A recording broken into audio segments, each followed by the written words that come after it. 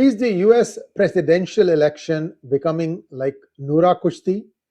Something that many of us are familiar with in India, where the two contestants have pre-arranged how they are going to be doing the battle. Well, there is a term for that in US also, and I'm going to come to that in just a moment. But just to give you an idea of how many presidential candidates may have been picked just because somebody had an ulterior motive and wanted their agenda done, and they put up a front and then they made sure that that person won.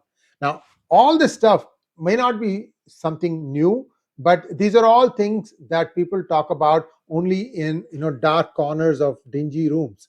It's called kayfabe. Kayfabe is in worldwide wrestling, where you call it WWE wrestling. You see this thing in any country now. On most of the cable lineups have this WWE matches.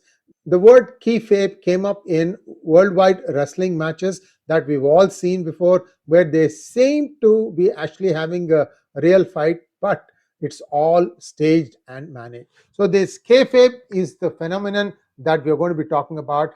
Are now US presidential candidates also doing something similar to what happens in wrestling matches? Well, to give you a sense of history, US president selection has been determined by other factors, not just popularity. The country is vast, right? So initially there were three parties, one fell away, and then finally there were two parties that became sort of like the permanent fixtures, the Democrats and the Republicans. And then as to who will become the presidential candidate used to be discussed and declared from various places. One such organization which picked the presidential candidates, especially for the Democrats, was Tammany Hall. This was formed in 1786, and it was very, very powerful in the 19th century and perhaps a little bit into the 20th century. Franklin Roosevelt, who became the president, had owed his presidency to many rich donors. And to keep them from interfering in his administration, you know what he did? Well, he went and rented out a huge building in New York City, had nice spacious windows overlooking great sights, and then he appointed the sons and daughters, whoever these big donors wanted to be accommodated in his administration, giving them huge offices. And then he would ask them to come up with special reports, and at the morning of every day they would get every newspaper in America and abroad on their desk. Their job was to go and look at things and come up with reports. They all looked and acted busy, and in fact they were talked up by their parents. Oh, look, my son is doing this, my son is on this council. But Franklin D. Roosevelt, who was sitting in DC, completely ignored all of that. So these are all things that are known to happen. However, one event changed all this. What was it? The advent of television and the fact that there were open debates between the Republican and Democratic candidates, starting with John F. Kennedy and Richard Nixon. That's the first time America saw the presidential candidates, and that suddenly, spurred a lot of excitement as they said, oh, he's the person who's going to be ruling for the next 4 years. And this really created a lot of interest among common folk, and suddenly politics became a living room, kitchen discussion place, and also a discussion topic on the dinner table. So till then, the American public had not seen who would be their president, and suddenly now politics was in their drawing room, in their living room, and in their kitchen on the dining table. So since then, that is from the 60s, the influence of such groups diminished somewhat until now. We are seeing many candidates who may match the kayfabe description. This whole discussion today is about how many of these candidates have come from nowhere to run for president.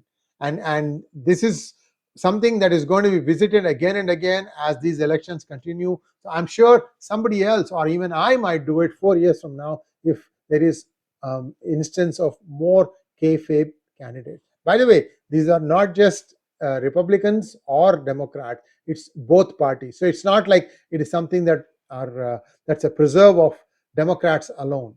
Here is a slide deck. Please like, share, and subscribe to our channel, and don't forget to click on the bell button for notifications. So, is this another rigged match? Because many are questioning how is it that Kamala Harris had such a meteoric rise. Now, let's go back in history and look at people such as Bill Clinton. How did he come up? Well, Bill Clinton was the governor of Arkansas, and it is believed that his campaigning in pouring rain in New Hampshire is what set him apart, and that's what gave him that initial boost that he rode all the way to the White House. He was a brilliant speaker. He could make connect to each and every individual who was in the room. It would look as if he was talking to each and every one of the individuals, and that's what really did it for him. Great communicator. He actually balanced the budgets after Ronald Reagan started running up huge deficits. So that's one big plus for Bill Clinton. And of course, came along with him Hillary Clinton, who was considered quite powerful even as a first lady. I'll give you an example. Their daughter, when she was asked who to contact in terms of an emergency at the school, you know who she said? My dad, because my mom is too busy. So that tells you that Hillary Clinton was always busy. Perhaps she had a role in the administration too. We don't know. But we do know that when Bill Clinton demitted office in 2000, she got elected as a senator from the state of New York. How is it that the wife of a president could suddenly become a senator from New York? See, this is where the first question comes. Was she a Kayfabe candidate? And many say that her speech during her graduation ceremony in Wellesley College was so impressive that somebody might have easily looked at that and said, well, here is a future politician and that we should invest in her. Then the second George W. Bush from 2001 to 2009. You know, he was the elder son of George Bush, and he was a grandson of Prescott Bush. Prescott wanted to become a president, but he could only rise to be a senator. And George Bush Sr. Was his son, and he made his money in Texas. He then went on to become the director of the CIA before running for president. And he was going up against Ronald Reagan. Somewhere they felt that they needed to combine together to defeat Jimmy Carter, and which is why George Bush Sr. Decided to run as the running mate to Ronald Reagan. And then when Reagan finished his 2 terms, George Bush Sr. became the presidential candidate, and he made a big boo-boo by saying, read my lips, no new taxes. Then within a year, he was raising taxes. So 4 years later, he was soundly defeated by Bill Clinton, who did 2 terms, and then George W. Bush came back as the president. Now, this was a highly contested election because in Florida, it is believed that his opponent won more votes, but the Secretary of State, being a Republican, certified it in favor of George Bush, thus ensuring he became the president. So don't think that only the Democrats are capable of rigging elections. There have been instances where it has been alleged that the Republicans did it too. By the way, the counts came after 6 months when an independent newspaper actually hand counted every ballot that was cast in the state of Florida. Since then, that was the 2000 November election. Since then, things have not been same in US politics because George Bush did 2 terms. That's when 9/11 happened, and a lot of things went wrong. Now, Barack Obama also has a meteoric rise to become the president. You know, he was a community organizer in Illinois, in the city of Chicago, and then suddenly I think he became a council member of Chicago. Then I think state assemblyman, if I remember correctly, and then he graduated to being a senator. Now you look at his rise, and now you look at J.D. Vance's rise. Similar thing. J.D. Vance, after 9/11, enlisted to fight in the United States Army, did a tour of duty, came back, I think, and then he went to Yale, met Usha, and then they married, and then he wrote this book that went on to become a Ron Howard film. If you have not seen it, do see it. It's a very, very good story. And suddenly, J.D. Vance saw that he was a state senator first and then a senator. At the age of 39, now he is the vice presidential candidate to Donald Trump, and don't be surprised if he becomes president, because Trump is going to be 82 by the time he demits office. So we don't know. A lot of things could happen. So you have that also, a meteoric rise where somebody may have seen, hey, this guy looks like a very good candidate. See, everybody is looking at all these different things. One good speech in one good forum could get noticed, and then who knows where your luck will be. So Donald Trump, I think, is not a kayfabe, because it is believed that he decided to run for president after being roasted by Obama in the White House in one of the events. I don't remember the exact event. Now, don't ask me for specifics, guys. I'm just giving you a big picture analysis.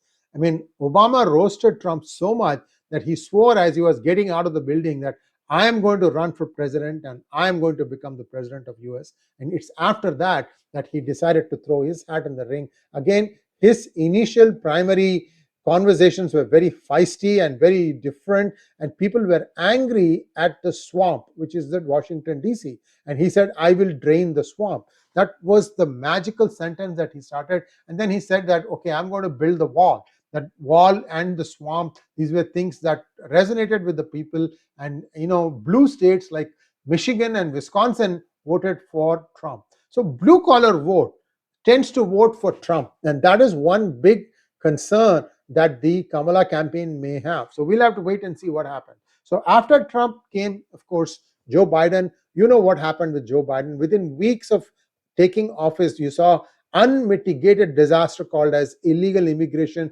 coming in by the droves, by the millions now, 8 to 15 million. We don't know what is the right number. You talk to somebody, says 8 million, somebody else says 15 million. A huge number of illegals have come into the country. Many of them have terror records. They are also from jails. It's just going to be a huge mess for the next one. So Biden definitely was a kayfabe, and so is Kamala Harris, because if you look at her rise also, it has been meteoric. One-term senator, then she becomes the running mate of Joe Biden, and she becomes a vice president. There's only one place to go after that. That is the President of the United States, and she has decided to cast her hat in the ring, and we know how that is playing out. Right now, it looks like if there is no rigging, Trump should win comfortably. But there's a big but here all the time, because 2020 taught us a bitter lesson about how standards have been loosened. In fact, if anything, in 2024, more states are not going to insist on looking at your ID card before allowing you to vote. So this is a huge problem, and I don't know how things are going to play out unless it is the dedicated volunteers who conduct elections who decide to actually insist on implementing the law which says that you must be a United States citizen in order to vote. I don't see how this is going to play out. Anyway, that's 2 cents about me. Here is a backdrop on kayfabe. The term kayfabe comes from carnival slang, where wrestlers and performers would use it to signal when to maintain their act in front of outsiders. They would adhere to scripted roles, portraying their characters outside of the ring as well as to preserve the storyline for the audience. So there are 2 terms there, heels and faces. Heels are villains and faces are heroes. Wrestlers would maintain these personas in public also, so that you identify this is the good guy, this is a bad guy, that sort of stuff, right? An elaborate amount of deception goes into making these events, and yet when we see the events, it looks so real. Many of us spend hours watching it. So who knows? This is something that people like, and they have every right to watch it. Now, in political kayfabe, how do you know what is going on? Politicians, for example, don't take hits, but they practice an awkward kayfabe. This is how we see politics in the United States, the full-on pageantry of professional wrestling. Why I say that is, while they said that Trump's election was rigged, they could not prove it. They could not send him to jail. They tried so hard, but he didn't go to jail. Same way, I suspect that the last day of office, Joe Biden would pardon his son, Hunter Biden. Presidential pardon is available for anyone and everyone. just as Gerald Ford pardoned Richard Nixon. So all these things, this is why this kayfabe analogy comes into play, that people think that, well, all this is all make believe. Somebody is decided to be the face of someone else. It's like a cabal that wants to get their things done. The political system is a pro wrestling good guy versus bad guy match. The results might as well be fake, and we, the people, take all the hits. We know that for the longest time, the government of United States was run by bureaucrats from the New England area. This New England area you can think of as New Hampshire, Massachusetts, Maine, Rhode Island, all those states around that area, because these were the traditional bureaucrats, long lineage of bureaucrats, people who were independently wealthy, but they were also very patriotic, and they used to run the government in the United States in Washington, D.C. Now, I think there is more diversity, but some of the diversity you are seeing is quite questionable. So we'll have to wait and see how this plays out, whether political kayfabe is what is happening now, or will it continue to happen? Because I can also see in many congressional level races also, people who have no business to be in politics are suddenly thrust in the limelight. Thanks for watching. Please like, share, and subscribe to our channel. Don't forget to click on the bell button for notifications. Namaskar.